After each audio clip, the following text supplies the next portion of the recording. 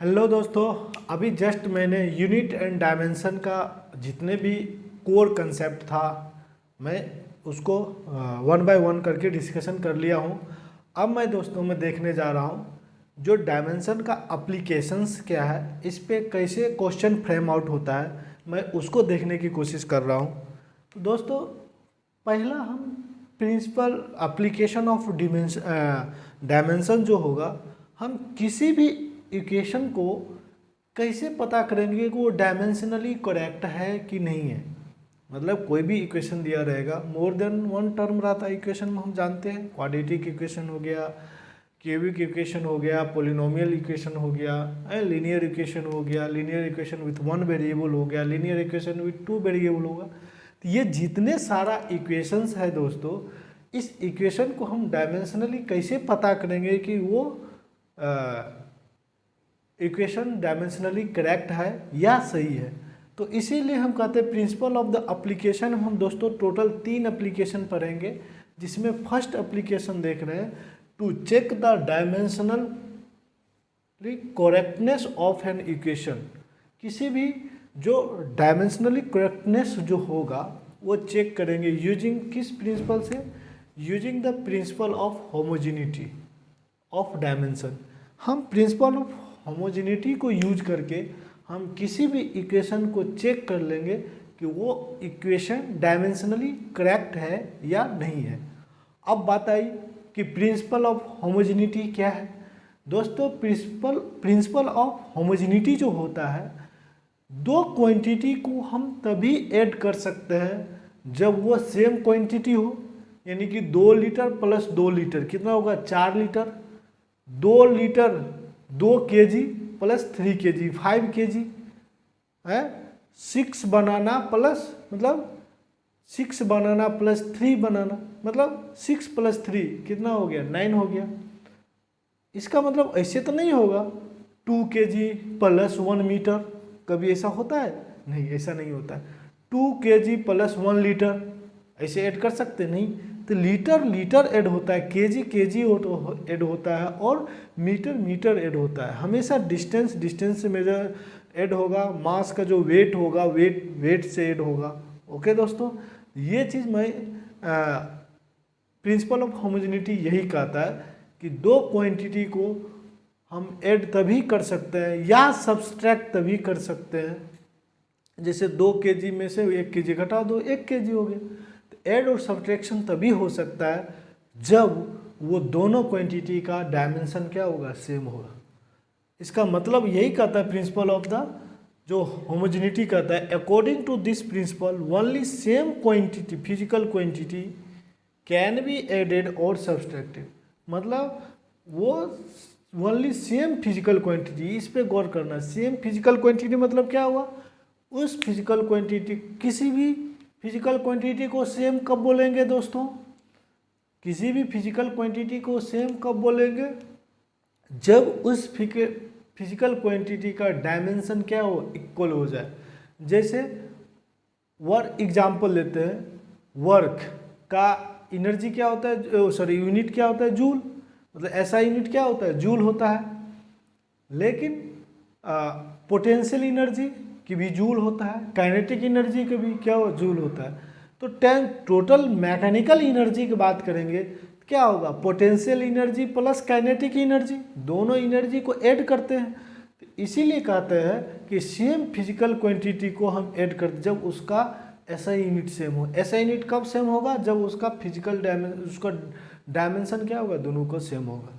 इसको हम जो लैंग्वेज लिखा हुआ है दोस्तों, इस लैंग्वेज को हम कुछ और एक्सटेंड करते हैं, न्यूमेरिकल पॉइंट ऑफ व्यू से देखते हैं। कोई भी क्वांटिटी एक x है जो a प्लस बी है, कोई क्वांटिटी एक x अनदर है जो a माइनस बी है।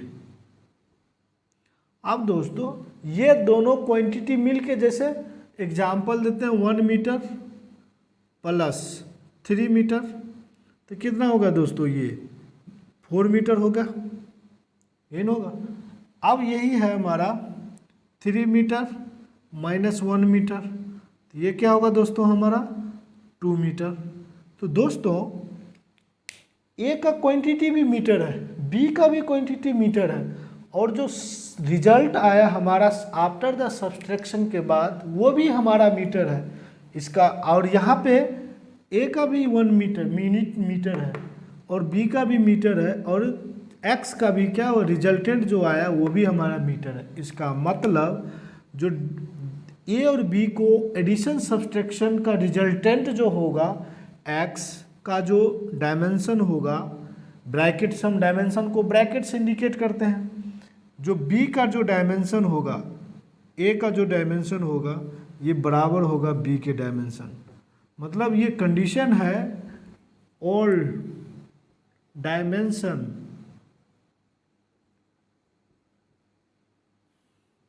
ऑफ ए हो गया, बी हो गया and X should be same,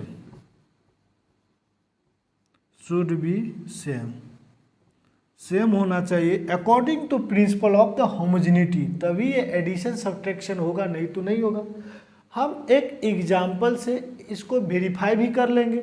जैसे एग्जाम्पल होगा दोस्तों, एक हम जाते हैं v बराबर u प्लस ए टी, एक काइनेमेटिक्स का इक्वेशन है, मतलब v बराबर u plus A T. v हमारा क्या है यहाँ पे, फाइनल वेलोसिटी, ये भी आगे देखेंगे। u क्या है हमारा इनिशियल वेलोसिटी, a क्या है एक्सेलरेशन, t क्या है हमारा टाइम। अब इसी को डायमेंशन देखो, ये एक क्वांटिटी है हमारा, ये एक क्वांटिटी है और ये एक क्वांटिटी है। इस दोनों का समेशन यदि ये है और according to principle of homogeneity ये तीनों का डायमेंशन क्या होना चाहिए दोस्तों, सेम होना चाहिए। देखते हैं, चेक कर लेते हैं ये तीनों का डायमेंशन सेम है कि नहीं है।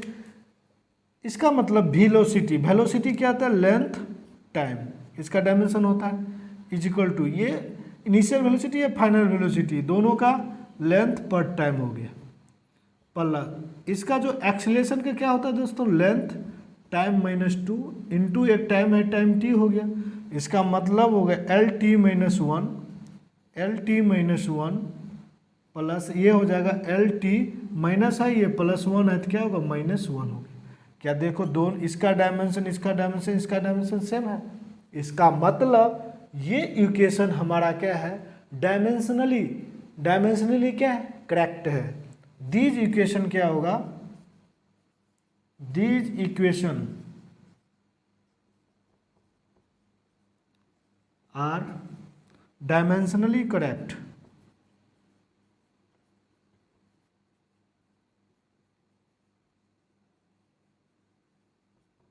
ये इक्वेशन हमारा क्या है दोस्तों, डायमेंशनली करेक्ट है। हम चेक भी कर लें। एक और हम देख सकते हैं दोस्तों, एक होता है S equal to U T plus half A T square, जहाँ पे S क्या है हमारा डिस्प्लेसमेंट, यानी कि इसका यूनिट क्या होगा, मीटर, मतलब L। U क्या है इनिशियल वेलोसिटी, T क्या है हमारा टाइम, हाफ हमारा कांस्टेंट, और कांस्टेंट का डायमेंशन क्या होता है, 0, डायमेंशनलेस क्वांटिटी होता है। A क्या है एक्सेलरेशन, T क्या है हमारा टाइम। अब S है तो इसका क्या होगा यूनिट, लेंथ L, इसका वेलोसिटी है तो L T minus 1 into time T है तो T प्लस हाफ, इसका तो क्या होगा 0, मतलब कुछ तो होगा ही नहीं होगा, इसको रिमूव कर देते हैं, कोई डायमेंशन क्वांटिटी ही नहीं है। एक्सेलरेशन क्या होगा, length t minus 2 into T का स्क्वायर। अब देखो ये लेंथ है, ये t कैंसिल आउट होगा, ये l होगा, प्लस ये टी स्क्वायर से टी स्क्वायर प्लस माइनस है, कैंसिल आउट हो जाएगा ये। तो देखो इसका भी l सब का यूनिट हमारा क्या है, सेम है। इसका मतलब ये इक्वेशन भी हमारा डायमेंशनली क्या है दोस्तों, करेक्ट है।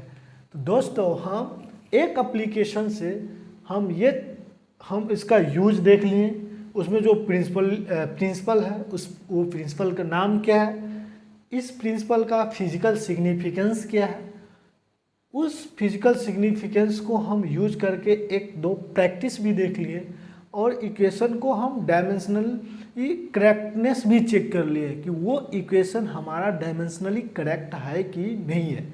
ओके दोस्तों, अब हम थोड़ा और एग्जाम्पल लेंगे। ये तो हमारा बेसिक था जो पढ़ा हुआ, अब इसी कंसेप्ट को यूज करके जो जेई एडवांस में या जेई में या किसी बोर्ड में जो क्वेश्चन फ्रेम आउट होता है उसको कुछ हम प्रैक्टिस करेंगे। ओके गाइस, मैंने एक क्वेश्चन लिखा है, इस क्वेश्चन का नाम है, क्या कह रहा है हमारा, acceleration of a particle is given as a is equal to ax plus B T, where x is the distance, t is the time.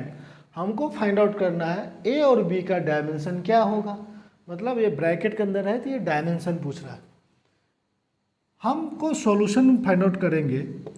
अब a is equal to acceleration दिया है ax प्लस बी टी है। अब a और b को हमको dimension देखना है, जितना a x t और a का डायमेंशन ये मेंशन किया हुआ है। दोस्तों ये दिख रहा है दो टर्म है, ये भी दो टर्म है, ये फर्स्ट टर्म है, ये दूसरा टर्म है, ये दोनों टर्म ऐड करके ऐड होने के बाद एक न्यू टर्म आ रहा है। हम अभी जस्ट पढ़े हैं कौन सा प्रिंसिपल ऑफ होमोजेनिटी। वो क्या कहता है, दो क्वांटिटी ऐड तभी हो सकता है जब उसका फिजिकल क्वांटिटी क्या हो, फिजिकल क्वांटिटी सेम डायमेंशन हो, मतलब सेम हो, मतलब डायमेंशन सेम हो, उसका रिजल्टेंट भी सेम हो। इसका मतलब dimension of A must be is equal to dimension of A X is equal to dimension of B A T. अभी मैं जस्ट देखा दो क्वांटिटी ऐड हो रहा है, तीसरा क्वांटिटी हो रहा है, तो तीनों का डायमेंशन क्या होना चाहिए, सेम होना चाहिए। ये मैं देखा क्वेश्चन में जो दिया हुआ है x क्या है, डिस्टेंस है, तो इसका डायमेंशन क्या होगा दोस्तों, l होगा। t क्या है, टाइम, तो इसका डायमेंशन क्या होगा दोस्तों, t। एक्सीलरेशन दिया हुआ है तो एक्सीलरेशन का डायमेंशन क्या होता है, l t माइनस 2। ये तो मैं जा रहा हूँ, क्वेश्चन में दे रखा है, क्वेश्चन में देख रहा है x डिस्टेंस है तो इसका डायमेंशन l होगा, और t टाइम है तो इसका डायमेंशन t होगा, और a एक्सीलरेशन है हमारा तो इसका डायमेंशन l t माइनस 2 होगा। ओके, अब हम एक इक्वेशन निकालते हैं। सबसे पहले ये दोनों की इक्वल करेंगे, तो फर्स्ट केस होगा a का जो डायमेंशन होगा हमारा ax के डायमेंशन के बराबर होगा। अब a का जो डायमेंशन होगा ये दोनों को बाइफरकेट कर लेंगे, तो a का डायमेंशन इंटू एक्स का डायमेंशन। हम अब a का डायमेंशन चूंकि दिया हुआ है एल टी माइनस 2, a का डायमेंशन हमको फाइंड आउट करना है, x का डायमेंशन दिया है l, x के डायमेंशन हो जाएगा L T minus 2 upon L. अब l से l कैंसिल आउट हो जाएगा, तो जो x का डायमेंशन होगा दोस्तों t माइनस 2। ओके दोस्तों, एक डायमेंशन फाइंड आउट कर लिया। अब दूसरा अब हम क्या करेंगे, इसको इक्वेट कर देंगे, या ये दोनों के इक्वेट भी कर लेंगे, क्योंकि a का डायमेंशन हमको नोन हो चुका है। सॉरी, ये x नहीं है दोस्तों, ये a है। a का डायमेंशन हमको पता हो चुका है, तो a का डायमेंशन पता हो गया तो हमको यहाँ से निकल, लेकिन इजी वे के लिए ये दोनों की इक्वेट कर रहे हैं। जो a का जो एक्सेलरेशन का डायमेंशन होगा बी टी के बराबर होगा, फिर एक्सेलरेशन का डायमेंशन b का डायमेंशन इंटू t का डायमेंशन। एक्सेलरेशन का एल टी माइनस 2, b का डायमेंशन हमको फाइंड आउट करना है, t क्या है, टाइम t। तो जो b का डायमेंशन जो होगा दोस्तों, इसको इधर भेज देंगे, L T minus 2 upon T. तो जो b का डायमेंशन होगा दोस्तों हमारा एल टी माइनस 3। तो दोस्तों देखो, दोनों हम a और b का डायमेंशन निकाल लिए, लेकिन क्या चीज़ जब हमको पता था, प्रिंसिपल ऑफ होमोजेनिटी। यदि प्रिंसिपल ऑफ होमोजेनिटी पता नहीं रहता तो इस क्वेश्चन को हम दोस्तों सॉल्व ही नहीं कर पाएंगे। इस क्वेश्चन को सॉल्व कर पाए किसके बदौलत, किसके वजह से, प्रिंसिपल ऑफ होमोजेनिटी वजह से। और प्रिंसिपल ऑफ होमोजेनिटी क्या कहता है, दो फिजिकल क्वांटिटी ऐड तभी हो सकता है जब वो सेम हो। सेम मतलब वो फिजिकली डायमेंशनली सेम होना चाहिए। ओके दोस्तों, अब क्वेश्चन है दोस्तों, क्वेश्चन का है कि velocity of a particle is given as, एक किसी पार्टिकल का वेलोसिटी दिया हुआ है जिसका इक्वेशन ये रहा, ये इक्वेशन वेलोसिटी का इक्वेशन दे दिया रहा। कह रहा है कि वेयर एक्स जहाँ पे डिस्टेंस है, टी टाइम को डिनोट करता है, which of the following statement is, option is correct. इसमें 4 ऑप्शन है, ये पूछ रहा है इसमें से कौन कौन सा ऑप्शन करेक्ट है। कोई एक भी सही हो सकता है, इसमें कोई 2 सही हो सकता है, कोई 3 सही हो सकता है, और सारे ऑप्शन भी सही हो सकता है। हमको जांच करना है, सब में क्या है, ए बी सी इन्वॉल्व है। फर्स्ट ऑप्शन कह रहा है सी इज डायमेंशनलेस, फिर दूसरा ऑप्शन कह रहा है बी का डायमेंशन जो होगा वेलोसिटी के डायमेंशन के बराबर होगा, फिर सी का डायमेंशन एल इंटू ए स्क्वायर अपन बी का डायमेंशन के बराबर होगा, और ए और बी का डायमेंशन बराबर होगा। हम इसको पहले एनालिसिस करने से पहले हम क्या देखेंगे दोस्तों, क्वेश्चन का भी सॉल्व करने का एक अप्रोच होता है। तो सब में देखो ए बी सी का डायमेंशन इन्वॉल्व है, तो सब क्यों ना हम पहले सबसे पहले ए और बी और सी को इंडिविजुअली हम क्या करते हैं, डायमेंशन फाइंड आउट करते हैं। उसके बाद इसमें पुट करके हम ऑप्शन मैच करा लेंगे, जो उसको सेटिस्फाइड करेगा वो मेरा सही होगा, अदरवाइज गलत होगा। भी दिया है वेलोसिटी इज इक्वल टू क्या है दोस्तों, A x plus B T upon C plus A T. अब दोस्तों सबसे पहले हम क्या करते हैं, प्रिंसिपल ऑफ होमोजेनिटी क्या आता है, ये दोनों मिलके एक क्वांटिटी है दोस्तों, ये दोनों मिलके एक क्वांटिटी है हमारा, ये दूसरा क्वांटिटी है, ये दोनों क्वांटिटी मिलके ये तीसरा क्वांटिटी दे रहा है। इसका मतलब इसका जो डायमेंशन होगा, इसका डायमेंशन और ये इसका बराबर होगा। तो पहला से यहाँ से आएगा dimension of B is equal to dimension of A X is equal to dimension of B T upon C plus A T, इसका डायमेंशन बराबर होगा। अब दोस्तों हम इस दोनों को फाइंड आउट करते, इस दोनों के यदि इक्वेट करेंगे तो क्या आएगा हमारा दोस्तों, जो डायमेंशन ऑफ भी जो होगा is equal to dimension of A X, इसको होगा dimension of B is equal to dimension of A into dimension of X. तो डायमेंशन ऑफ भी क्या आता है, एल टी माइनस वन, तो ए का डायमेंशन फाइंड आउट करना है हमारा, और एक्स का क्या होता है एल। तो जो हमारा ए का जो डायमेंशन होगा दोस्तों, ये एल से एल कैंसिल आउट हो जाएगा चूंकि वन है, तो ए का डायमेंशन क्या होगा टी माइनस वन। अब ए का डायमेंशन हमको पता हो गया। अब दोस्तों ये दोनों को यदि बराबर करेंगे तो इसमें ए बी और सी तीन तीन वेरिएबल है, तो एक डायमेंशन पता है, फिर बी सी दो वेरिएबल हो जाएगा। इसका मतलब हम ये दोनों, अब एक चीज़ यहाँ भी ध्यान रखना है दोस्तों, जब फ्रैक्शन है ये दोनों क्वांटिटी ऐड हो रहा है आपस में, C plus A T add हो रहा है, यानी कि प्रिंसिपल ऑफ होमोजेनिटी यहाँ भी वैलिड है दोस्तों। तो यहाँ वैलिड होगा तो इसका मतलब यहाँ भी हमारा क्या होगा, dimension of C is equal to dimension of A T, चूँकि डिनोमिनेटर में है लेकिन दोनों ऐड हो रहा है। तो ऐड होने के बाद जो होगा इस क्वांटिटी फिजिकल क्वांटिटी की इस बी टी के यूनिट के बराबर होना चाहिए। ओके, तो इसीलिए सी का जो डायमेंशन हमको निकाल सकते हैं, ए का डायमेंशन इंटू टी, और ए का डायमेंशन क्या होगा दोस्तों, T minus one into time T, तो ये plus one minus one cancel out होगा, तो सी का यूनिट डायमेंशन क्या होगा जीरो, यानी कि सी हमारा कैसा है डायमेंशन लेस क्वांटिटी। तो सी इज डायमेंशन लेस क्वांटिटी, ये ऑप्शन सही है हमारा। पहला क्वेश्चन है, दूसरा चेक करेंगे। अब ए का भी डायमेंशन निकालना पड़ेगा दोस्तों, ए का तो निकाल लिए, अब बी का भी निकालना पड़ेगा। बी की निकाल लेंगे तो अब दोस्तों सी तो हमारा डायमेंशन लेस है, तो ये कांस्टेंट है, तो ये कांस्टेंट है तो ये भी हमारा क्या होगा दोस्तों, एक देखो कैसे एलिमिनेट पारा अननोन पैरामीटर जो अनवांटेड पैरामीटर है कैसे हम एलिमिनेट करते हैं, क्वेश्चन को डील करते हैं।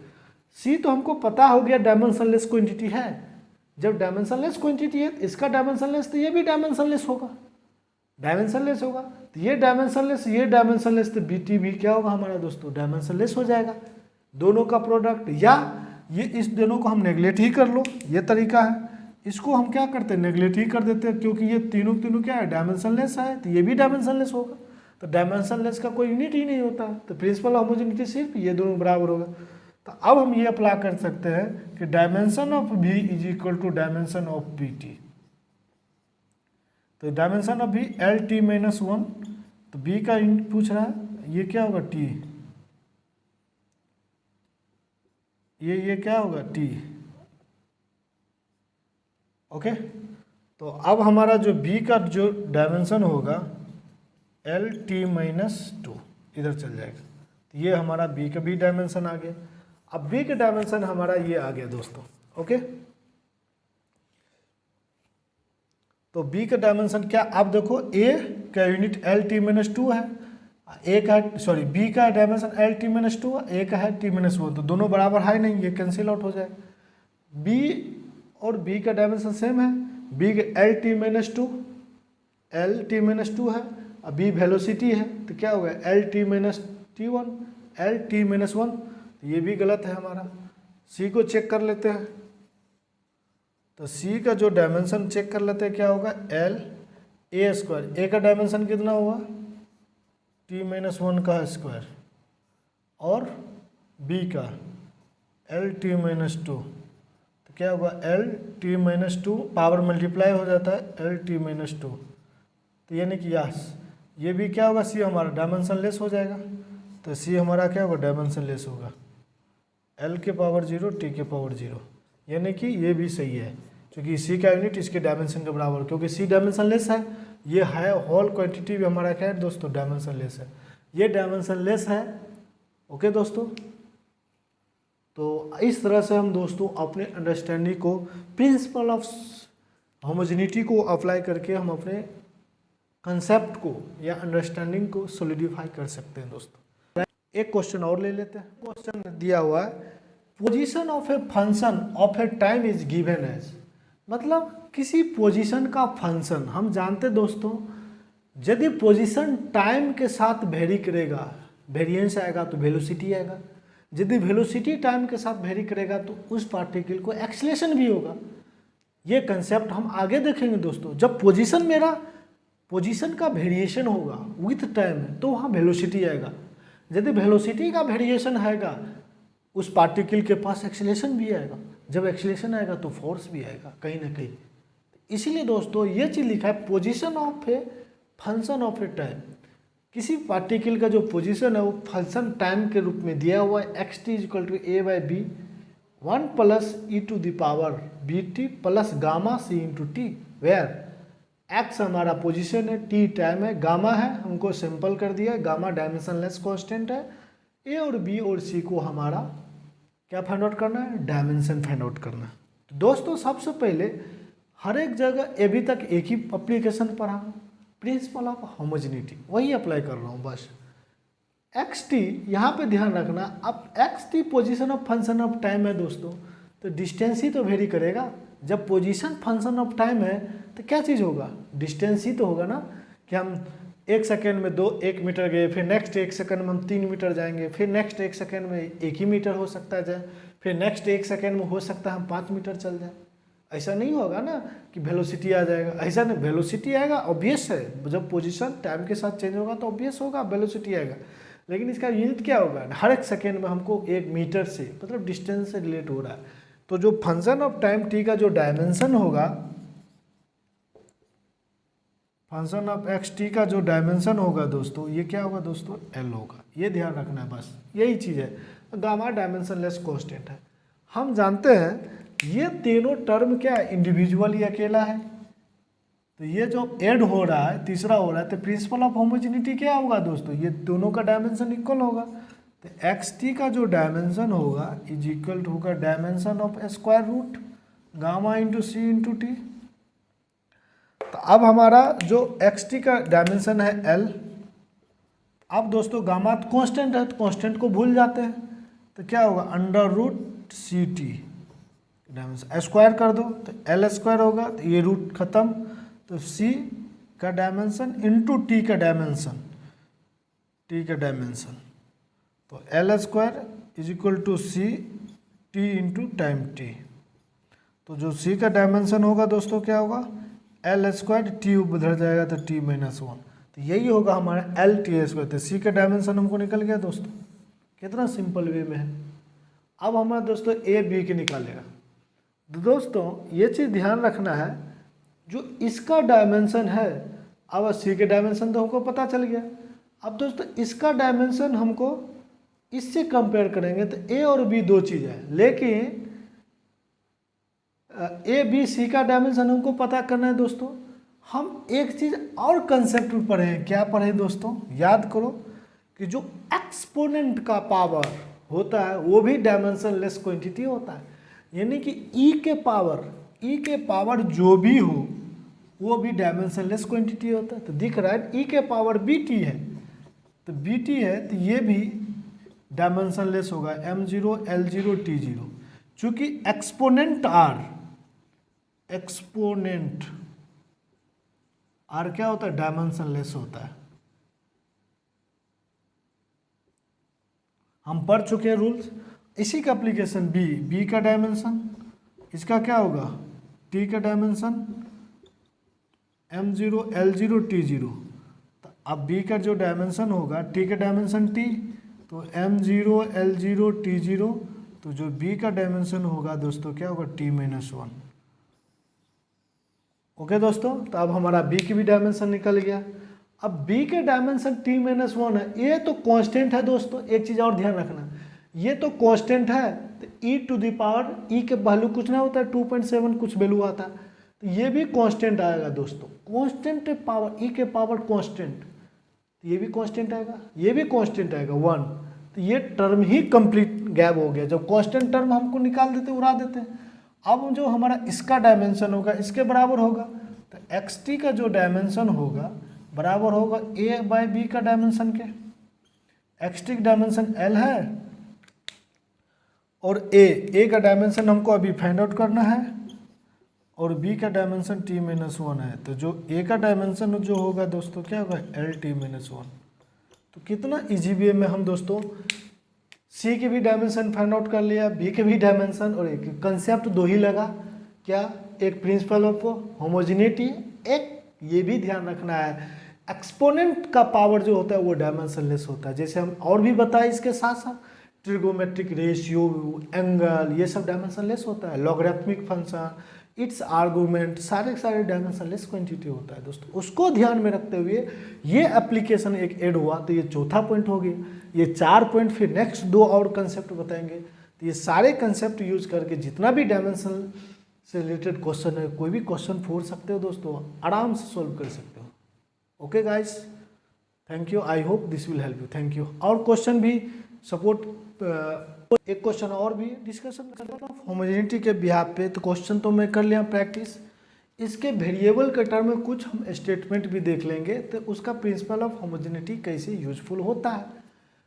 कह रहा है कि P Q R the different dimensions, question में मेंशन बोल दिया है कि पी क्यू आर तीनों का डायमेंशन डिफरेंट है। Which of the following can be valid option, इसमें से चारों में से कौन सा ऑप्शन हमारा वैलिड होगा, कुछ नहीं होगा। दोस्तों सबसे पहले चीज देखेंगे, पी क्यू तीनों का डायमेंशन यदि डिफरेंट है, क्वेश्चन बोल रखा है कि डिफरेंट है, जब डिफरेंट है क्या हम ऐड कर सकते हैं।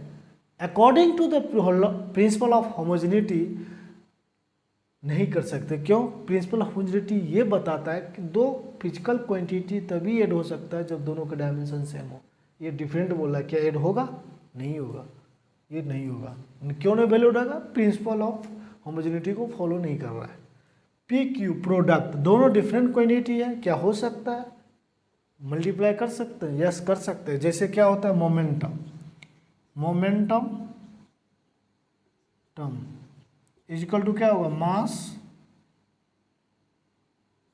Into velocity.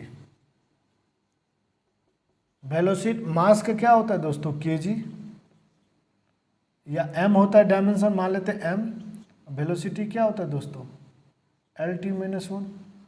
तो अब दोस्तों दोनों का डायमेंशन तो अलग अलग है, डिफरेंट है p और q का, लेकिन प्रोडक्ट कर सकते हैं, मोमेंटम बन रहा है। हम तो ये फॉर्मूला पढ़े ना, momentum is equal to mass into velocity, p is equal to m V valid है, यानी कि ये वैलिड पॉसिबल है। दो डिफरेंट क्वांटिटी को मल्टीप्लाई कर सकते हैं। प्रिंसिपल ऑफ द होमोजेनिटी सिर्फ एडिशन सब्सट्रैक्शन में, मल्टीप्लाई में डिफरेंट क्वांटिटी को मल्टीप्लाई कर सकते हैं, मल्टीप्लिकेशन में कोई प्रॉब्लम ही नहीं है। अब दोस्तों पी क्यू प्लस आर बराबर हो सकता है, अभी भी बताया, ये मास वैल्यू होगा, तीसरा वेलोसिटी क्या होगा, मोमेंटम।